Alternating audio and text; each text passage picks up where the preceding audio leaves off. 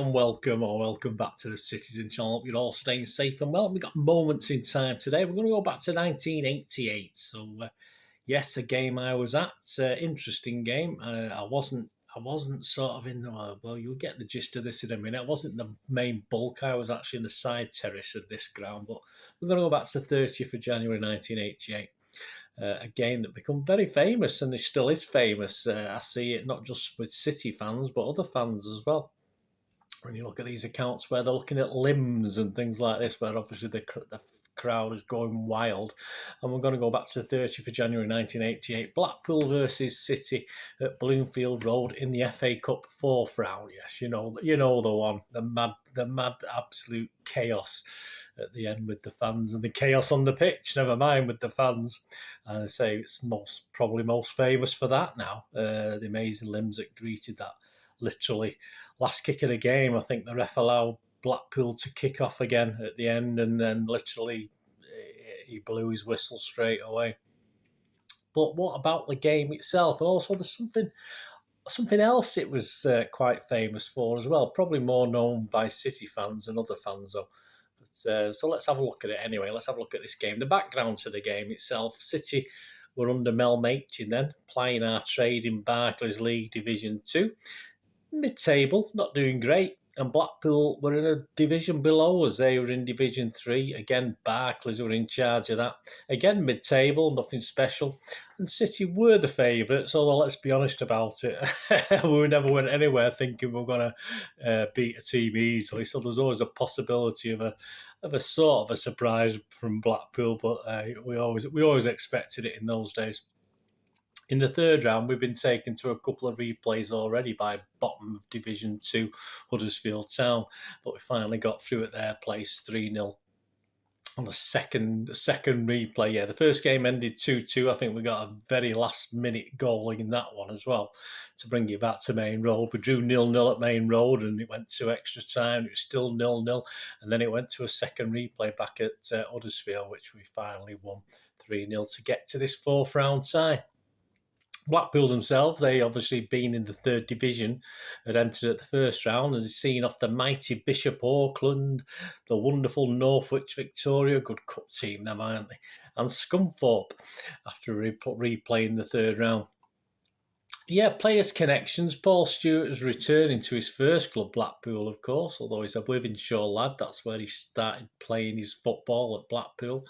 But interestingly enough, the Blackpool squad had 5 players with previous City connections. Keeper Barry Siddle, we all remember old Barry used to go to bed with the football and wear his gloves, I think, so I believe. Tony Cunningham, remember him? Mike Walsh, yes. Mike Lester, and even Russell Coughlin rings a bell to me, although I don't know too much about the guys. And yes, the Blackpool manager himself, Sam Ellis, used to stand on the Kippax as a City fan back in the day. You, of course, returned to Main Road as the right-hand man, a very unpopular right-hand man, to Peter Reid a few years later. The 30th of January, not the best time for a stroll along the old prom, isn't it? But as you'd expect, there were plenty of blues there. As I said, behind half the goal, it was sort of sectioned off the banking behind the left-hand goal to the cameras. And obviously there was City fans where I was in the terrace opposite as well. The match headlines after the 1-1 draw. 1-1 draw, yes, it was a 1-1 draw. I'll give it away. And City were playing, of course, in the underappreciated red and black squared kit that I always liked, and I wish I had a version of it, but I don't. But the match headlines, so if you go to the various press outlets for their thoughts on the game itself, not too much mention about the limbs. I mean, it was just taken for granted in those days that fans were lunatics and go mad like that, but it was something special. The Mail on Sunday said, a hacking mass of bodies and feet in the Blackpool goalmouth in the ebbing seconds of this tough encounter symbolised yet again the drama of the cup. 18 and 19 men stabbed and thrust at the ball with people falling everywhere till finally City's Paul 8 got a kick and the ball went in off the post and a final despairing Blackpool leg. It was classed as a Paul Lake goal, but these days it would be called an own goal. It wasn't going in until the Blackpool guy misdirected it. The home side looked disgusted as well, they might, because just 7 minutes early their substitute Richard Sendall had given them the lead that looked as though it would carry them into the fifth round. But those final 30 seconds of mad scrimmage in the most comprehensive I can ever recall robbed them of a notable victory that means the Seasiders must travel to Manchester on Wednesday and try it all over again. Over to the Sunday Mirror. Paul Lake grabbed a sensational cup lifeline for City with an injury time equaliser. The Blues looked all washed up at Blackpool until Lake got the vital touch after an incredible goalmouth scramble. City had 3 efforts cleared during what looked like a rugby scrum in the Blackpool penalty area, but with 2 minutes of extra time played, the ball hit the back of the net.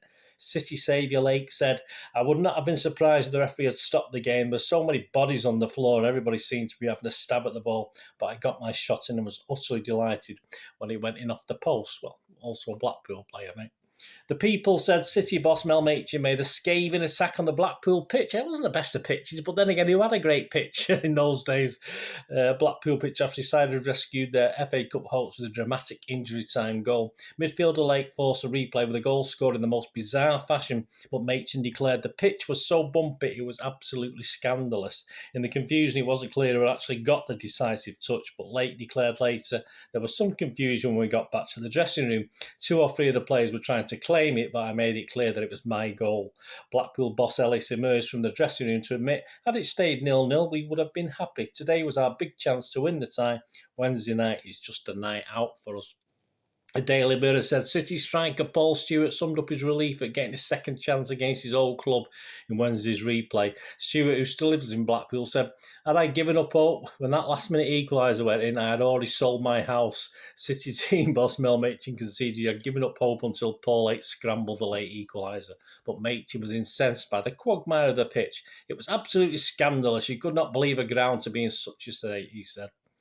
Okay, the Manchester Evening took it well, mate. Oh, good job we drew, wasn't it? Manchester Evening News, the 83rd minute strike by substitute Peter Gardner, by substitute Richard Sendall, looked to be the end of the road with Blackpool set to repeat their 84 cup triumph over the Blues. But the real drama had still to spill over in a game that did not come to life until deadlock was broken.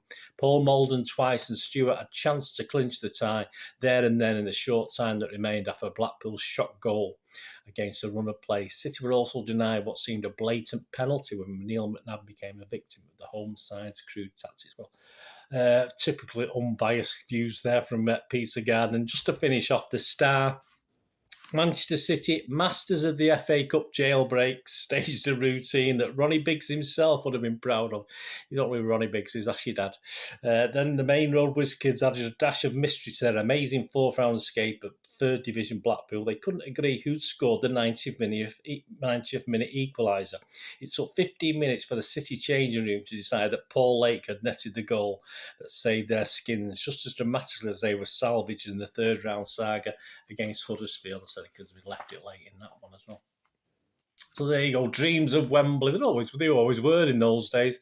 Who went into the replay on the 3rd of February knowing that a victory would give us a very winnable home title against Plymouth Argyle in the 5th round.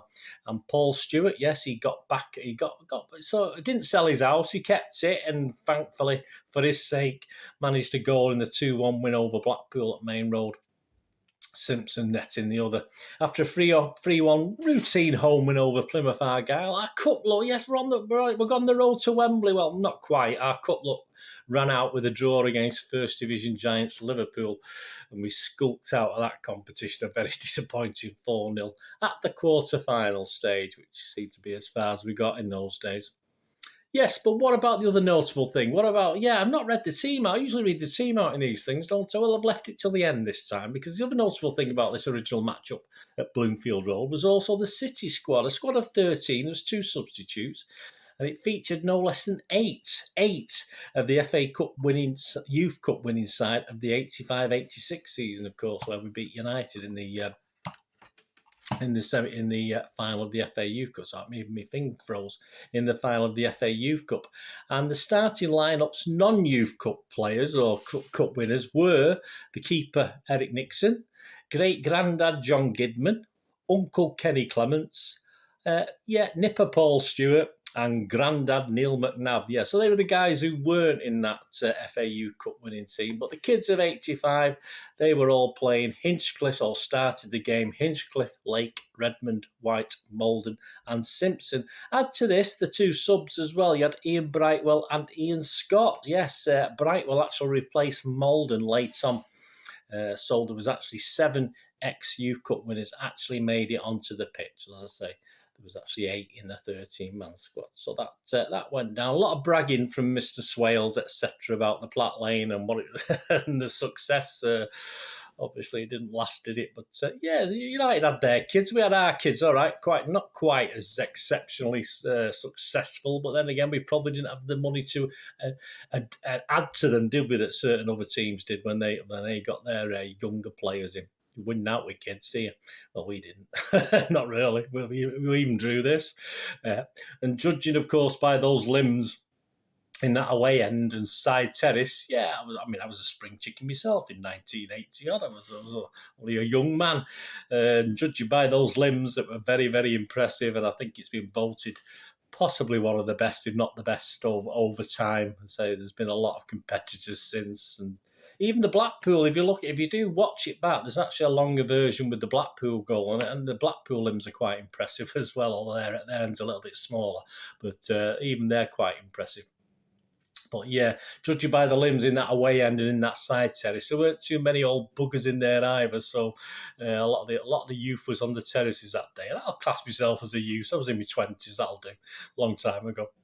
There you go. Were you there? Let me know. Let me know your memories of that. As I say, I think it's a bit of a miserable. I don't know. It's actually raining. I I was under a roof anyway, so it wasn't too bad. But it was dank and miserable, an awful pitch from memory. And I'll try and put the links up on screen for the longer version of the game. It's not great camera work, but I think there's about a 4-minute version of it. Well, thanks for joining me, guys, for this Moments in Time, the 30th of January 1988. Blackpool versus City, Bloomfield Road, great place.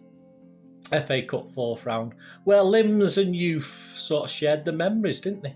Anyway, thanks for watching. Please, until we meet again, stay safe, everyone. Come on, City. Thanks for watching. Bye for now.